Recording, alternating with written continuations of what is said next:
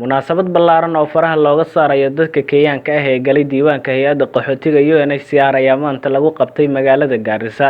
Madasha ayaa waxaa goobjoog ka ahaa xogayaha wasaaradda arrimaha gudaha iyo amniga qaranka Patrick Ole Njuju, barasaabka ismaamulka Garissa Cali Bunow Qorane, mudanaha aqalka sare u matala Garissa Maxamed Yuusuf Xaaji iyo mudanayaasha baarlamaanka ee deegaanada martigeliyay qaxootiga iyo saraakiil ka kala socotay qaramada midoobay. Mas'uuliyiinta ayaa soo dhaweeyay arrintan waxayna bulshada ugu baaqeen inay ka faa'iideystaan.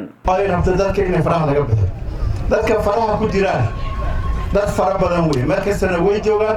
waxaan codsanaynaa waqtiga dawladda ayna siiso waa waqti yar, waqtiga ayada in laga faa'iideysto muddo bil badan siiyay bisha ayada nin walbo kibaande ka maqan yahay oo la dhahay aabaha qaxootiga galeen dawladda qaxootiga gashay hadda fursad haysta hadhow hashalaynay bisha ayada inaan ka faa'iideysano aan soo baxno kulli telefoonada ku hadashin fursad qaali aan ka faa'iideysano aad baad u mahadsantiin.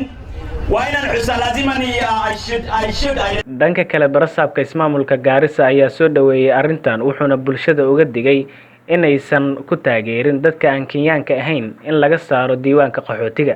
Qofka dadkeena anaga xoolo dhaqataan aan wax garanayna dadka meesha ku jira kulli waa la wada garanay qaraabakiil ha sameeyna dadaan hab kulayna soo gelina nafaaska ha gadanina dadka ha dhaafirina meeshaan ka faa'iideysado dadka dhib badan bay soo mareen